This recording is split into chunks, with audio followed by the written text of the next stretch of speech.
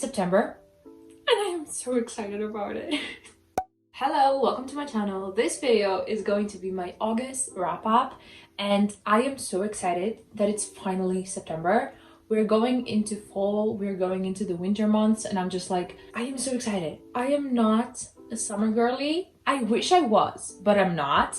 So I am so happy that it's gonna be cold and I get to wear my hooter, and I get to wear my hoodie, and I am so excited to just have a warm drink and read my book at night under a blanket. I am so excited. I am so excited. And something else that is really exciting is that August was a great reading month for me. I read 15 books, which is crazy. I haven't read 15 books in a month in so long, and I don't even know how I did that, but love that for me. Really love that for me. So yeah, let's start. I read In a New York Minute by Kate Spencer. This I had on my want to read list for so long, like ever since it came out. I really wanted to read this because the story of it seemed really interesting to me. This is about Franny and Hayes, and Franny gets fired from her job, and on her way home in the subway, her dress ends up getting ripped, and Hayes offers her his suit jacket so, you know, she can cover up. And somehow that story ends up getting viral. People start to ship them and all of that. And I thought that it was so interesting and so, I don't know, I feel like it was so cute. And I have not read anything like this. At least I don't think that I have. So I was like, okay, this is gonna be interesting. And a year later, I finally picked it up and I ended up giving it 3.25. It was pretty cute. It was a very quick read and I did enjoy it, but it wasn't anything incredible. I will say the connection between the characters wasn't there for me. I feel like, I don't know, I didn't really care about the romance. I think that we didn't really get to see Hayes' personality that much. I would have loved if we could see a tiny bit more of him. Yeah, I wasn't that attached to them. I thought that it was cute, yeah, but I wanted more. But if you're looking for a very cute, quick read that's really gonna keep you interested, I do recommend this. It was very cute. The next book that I read is Boyfriend Material by Alexis Hall, and I read that on my Kindle, and I ended up also giving it 3.25. I had a lot of issues with that book. I was expecting a lot of things because it was so popular in the beginning of Book Talk. Everyone was raving about it. I feel like Boyfriend Material and Red, White and Royal Blue were the most talked about queer books at that time. And I was like, okay, I read Red, White and Royal Blue and I really enjoyed it. I ended up giving it 4.5. So I was like, okay, let's read this. This book is about Oliver and Luke. And Luke has a semi-famous father, so he gets a lot of attention from like the press, and it's usually negative. So it ends up affecting his job, and in order to, you know, stop that, he's like, okay, I'm gonna get a fake boyfriend. And he ends up fake dating Oliver, which is a good guy, and basically the press will not have anything negative to say about him. So obviously this book is fake dating, which is one of my favorite tropes, and I had very high expectations about it, but I was very disappointed. There were so many things about this book that I was like, what? First things first, Oliver is a vegetarian, and there were so many points in the book that like literally nobody supported him. And I am not a vegetarian. I don't know anyone that is a vegetarian, but like if one of my friends was a vegetarian, I wouldn't be trying to convince them to eat meat. Literally every couple of pages, someone was trying to make him eat meat, or they were making fun of him for being a vegetarian, and I'm like, I did not enjoy that. I was actually getting very annoyed with it. Luke's character was a lot. I did not love him.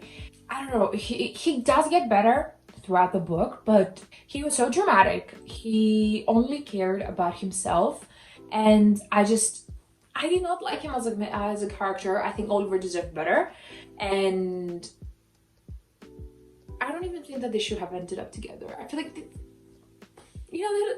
they don't make sense to me, and you could really see that throughout the book because they had so many arguments that just did not make sense.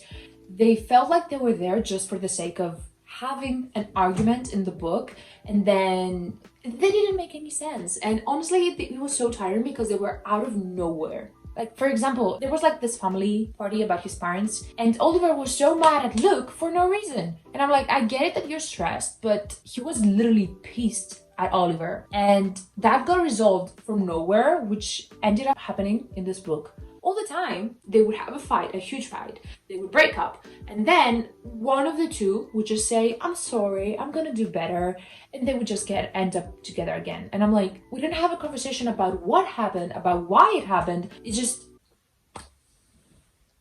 We just resolved that. I got so annoyed every single time. And it was very sad because I truly thought that this book had a lot of potential and it could have been so good, but I feel like it really, really missed the mark. I honestly could talk about it for a long time, about how many things were wrong about it. The side characters in this book were so undeveloped, I think. A lot of times in books, I fall in love with the side characters, right? In this book, especially Luke's co-workers, they were treated like they were so dumb. What they were saying, everything felt like the author was trying to make them as the most stupid people in the world. And somehow they ended up always saving the day. Tell me how that makes sense. Even though Luke was so disrespectful to them, they still ended up being so nice to him and letting him say whatever he wanted. And at the same time, they always saved his ass. Yeah, it was not for me. And honestly, thinking about it right now, I am thinking of changing my rating and lowering it. You know what? Yeah, it's a 3-star, and that's honestly me being nice. Now, on a fully different note, the next book that I read is X's and O's by Emily. I ended up giving this 4.5 stars. I loved this book. Last year, I read the first book in this series, which is called Set on You, and I ended up giving it 4.75. It was so good. I loved the writing, and this was the same. I really, really loved the writing of this book. I definitely want to read everything else that Emily releases. This is about Trevor and Tara. Tara is a nurse and she's also a book influencer, and Trevor is a firefighter. One day, Tara is tired of not, finding the love of her life, so she ends up making a list of all of her exes and wanting to go on a date with pretty much every single one of them so that she can find her second chance romance. And Trevor is like, okay, I'm gonna help you with it. Oh, they are also roommates. I don't think that I said that. This was so cute. I could not stop reading it. The writing was incredible. It was so fast-paced. I could not put it down. And I loved the characters. It had so much depth, especially Trevor's character. At the beginning, he's a very closed-off person, but throughout the book, you get to learn so many things about him. And I loved that. And the little cameos of the couple of the first book were so cute. And I cannot wait for the third book in this series because so far I'm loving them. The next book that I read is A Brush with Love by Maisie Eddings. This is the first book by Maisie Eddings that I have read. This is the first book in a series. Again, this was very popular in the beginning stages of book talk and I heard so many good things about it. This is about Harper and Dan, and basically they are dentist students. Harper is very focused on school and she's like, I don't want any distractions, but she meets Dan and she starts to really like him, and Dan is like very determined to be with her. And I would say check trigger warnings with this because it deals a lot about anxiety and a couple of other things that could trigger some people, but I really, really enjoyed it. I think that it was done so well. I love reading books about anxiety because I want to see how other people deal with it and how it feels for other people. It's so interesting to me, and I think that this book dealt with so many serious things and it did an amazing job with it. It's a 300-page book. I feel like so many things happened in this book. It was written so well. I ended up giving it 3.75, and the reason why I didn't give it a higher rating is because this is third person and dual POV, which I had a very hard time with this book for some reason. I know that a lot of people don't like third person, but personally, I don't have an issue with it. A lot of times I read a book and I don't even realize that it's a third person. But with this book, it felt kind of hard for me to get into it, but I definitely want to continue with the series. Also, these two books, I have a video where I read them. It's the realistically reading for a week vlog that I did. So if you want to see more things about them, I do talk more on that video. And like I said, I want to continue reading the series.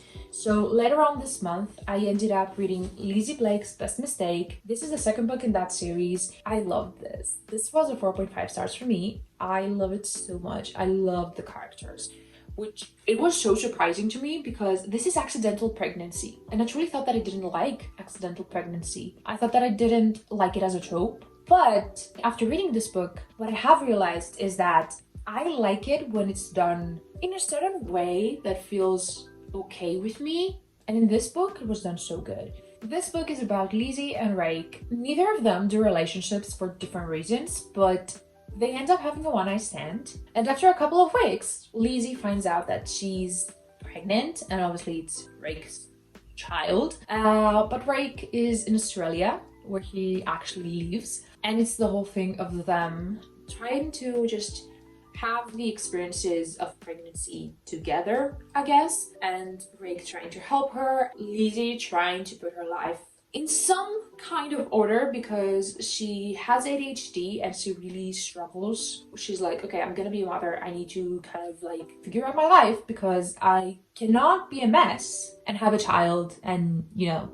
that I need to care for. I loved the characters. Lizzie, I fell in love with Lizzie from the first book, and I was so curious about her story and learning more about her. And she really feels like a person that I would love to be friends with.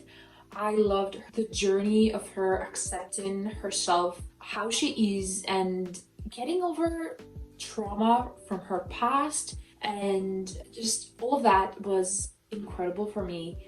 Again, tech trigger warnings because it does deal with a couple of heavier topics in this book.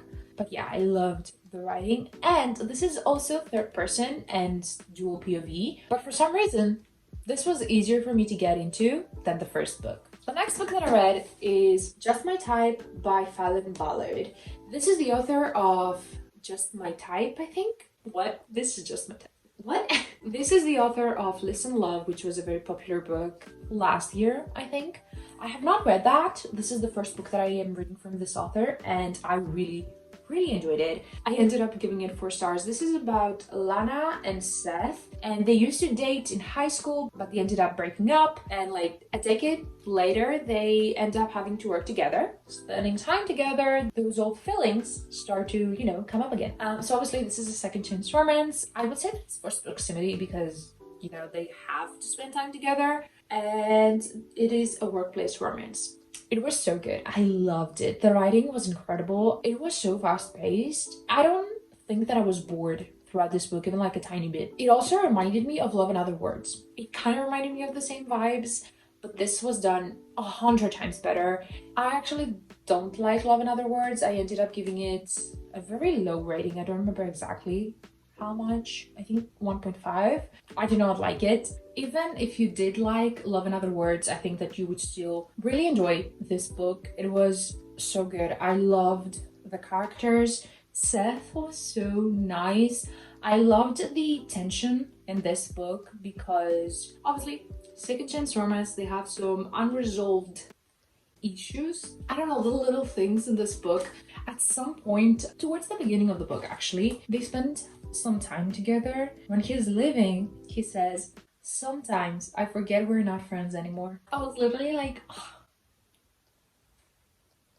It was so good. And I definitely want to read more books from this author. Then I read A Full Love Story by Loan Lee. This was really cute. I really enjoyed it. It's young adult, and it's about Lin and Bao, which they are 2 high school students, and their families, each one of them have a restaurant, and they are rivals, so they don't like each other. But Bao and Lin end up spending time together and ends up falling in love. It's kind of like a Romeo and Juliet story, kind of, but this was very interesting. It talked about so many things. We have Lin, who struggles with her family acceptance, I guess, and basically she wants to be an artist, and her parents don't love that career path for her, and that was so interesting, so how she dealt with that. And at the other side, we have Bao, whose parents are a bit more like, I don't know, relaxed about the whole thing. They don't mind Bao trying different things. And I thought that it was very interesting to see the 2 different, I guess, types of parents. And at the same time, this talked about immigrants, which I thought that it was really interesting, and I actually did not expect that. Both of their parents are from Vietnam and they're immigrants. So it was very interesting to see how it affected their everyday life and their way of thinking. This was a really great book. I ended up giving it 3.75. The only thing that I didn't like about it was the ending. I feel like the reason why the families are not fond of each other and how they resolved that was not done great. It got resolved so quickly. You literally have not talked in years, in decades because of it. And that's it. It felt kind of rushed to me, like, oh yeah, it's the end of the book, let's just wrap it up. The next book that I read is another young adult book, and it's Maybe This Time by Casey West. I haven't read a Casey West book in a while, and I have had this on my physical TBR for so long, so I was like, okay, perfect timing. Summer is ending, and I feel like this is like a summery spring book, so I was like, let me just read this. I'm on like a quick read. This definitely was a quick read, but I didn't love it. This is about Sophie and Andrew, and originally they don't like each other, but she works for the local florist, and Andrew, he basically works with the local chef. This book takes place over 9 different events, and in each event they end up seeing each other, and literally that's it. I did enjoy it. It was really a quick read and it was fun, but it wasn't anything special to me. I felt kind of bored with it. It wasn't what I expected because I have read a bunch of Casey West books in the past and I really enjoyed them. So I was expecting for this book to be honestly amazing, but it just felt like an okay book, which nothing wrong with that, but I don't know. I feel like it wasn't for me at this stage of my life because obviously I'm 21 and this book is about 2 high school students. I could not get attached to them that much. And I think that might have to do with the fact that I didn't love this book. I ended up giving it 3 stars, which is still a great rating. It's just, you know, it wasn't anything incredible. And these 4 books, I also have them on a video. I filmed switching my screen time for reading time, and these are like the books that I read. So again, if you want to see more thoughts about them, you can go and watch that video. Then I read Wicked Mind by Bianca Mauve. This was, I don't know how to explain it. After reading so many physical books, I basically wanted to read something very easy and fast and kind of spicy, I guess, on my Kindle. And I saw like a quote for this book on TikTok and I was like, sure, that sounds fun. This is dad's best friend romance, so we have age gap, we have obviously forbidden romance. And what was really interesting for me in this book was the fact that the main female character writes basically a book, a spicy book about her dad's best friend, and he ends up seeing that book and reading it, and I thought that this was very interesting, but it felt like a Wattpad book. Not that there's anything wrong with that, okay? I started reading on Wattpad. I love Wattpad. It was kind of all over the place. I didn't really like the female main character. I feel like you didn't really learn things about them. They end up falling in love and I don't get that. I really don't know how that happened. I get that she liked him before, but he is like, after reading the book, it was like, oh, I'm attracted to her. You know, there were some interesting things and some, I guess, kind of cute things, but it wasn't great. And the ending was like, the ending was just, I didn't like it. I didn't know. It wasn't good. I didn't like them. It wasn't like a good spicy book. It was just like no plot, just spice. But at the same time, you know, there are some books that have just spice, but they do it well, I guess, and makes sense. But this book was trying to have a plot, but the plot just wasn't very developed, I guess. It was kind of like a bunch of scenes thrown in together, and and the drama with her father was not making any sense. So I ended up giving it 1.75 stars. After that, I ended up reading The Summer Turned Pretty Trilogy by Jenny Han. The first book is The Summer Turned Pretty, which I ended up giving it 3.5 stars. The second book is It's Not Summer Without You, which again, I ended up giving it 3.5 stars. And the third book is We'll Always Have Summer, which I actually gave 3.75, I think. These were so fun, and I'm actually kind of sad that I read them at the end of August. I wish that I had read them in the beginning of summer, because the summer vibes in this trilogy was incredible. and I love Johnny Han's writing. I have read the To All the Boys I've Loved Before trilogy, and I love that.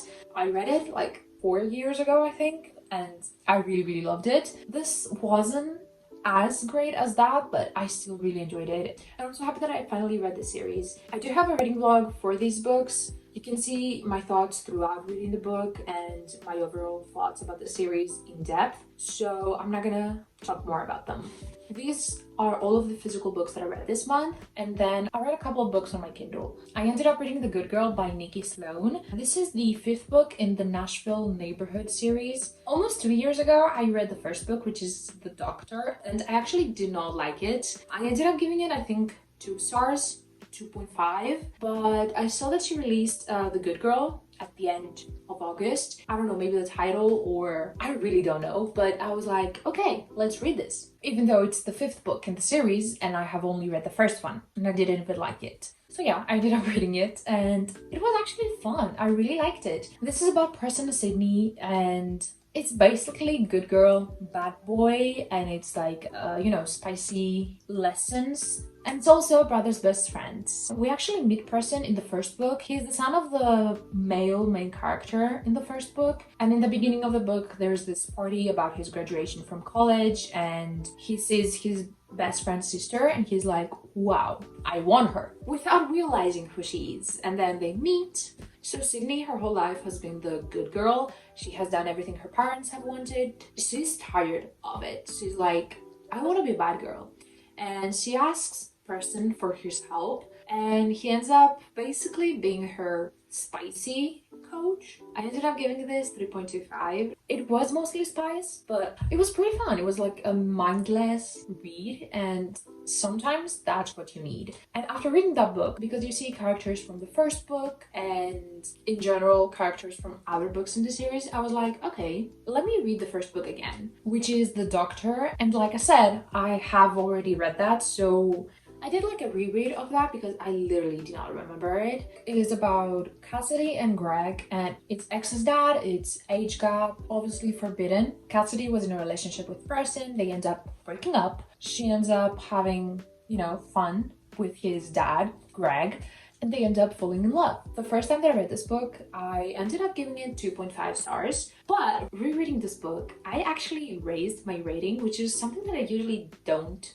do. I made it a 3 stars. I literally was not expecting it. I was actually thinking that the opposite is gonna happen, that I'm gonna lower it, but I actually enjoyed it. It was the same vibes as like the previous book that I was talking about, which makes sense since they are from the same author and in the same series.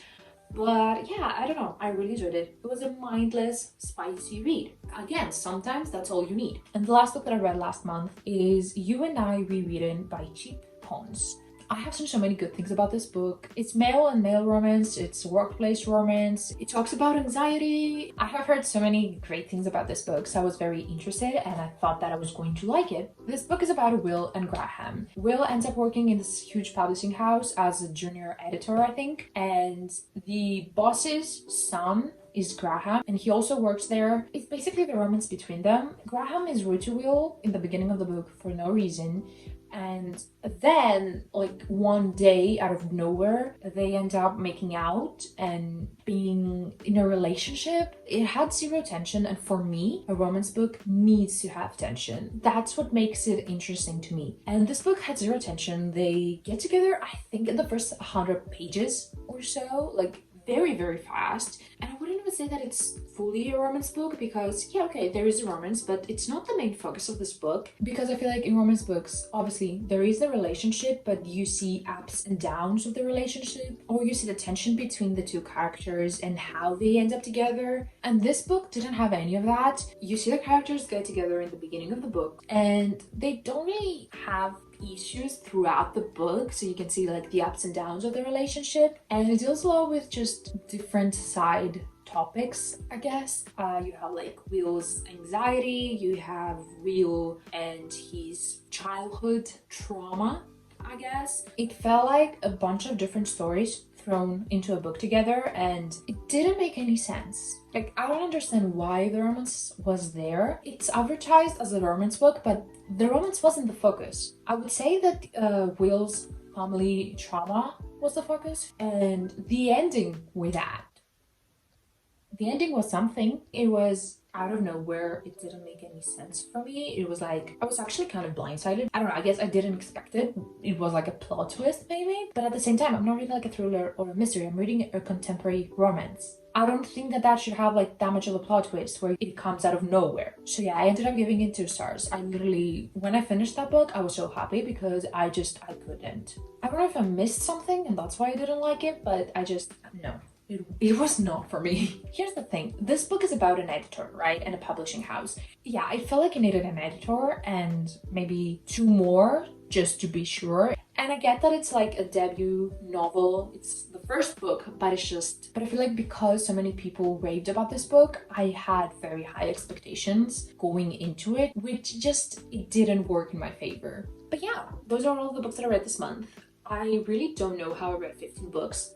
Like, that's just crazy to me. It was very fun, especially reading that many physical books. I usually read the majority of my books on my Kindle, but this month I read so many physical books and it was honestly so fun. I forgot how much I love reading physical books. So I'm hoping that September will be kind of the same. But yeah, that's all I had to say. I hope that you enjoyed this video. If you did, please give it a thumbs up and subscribe to my channel if you want to. I hope that I will see you in my next video. Bye!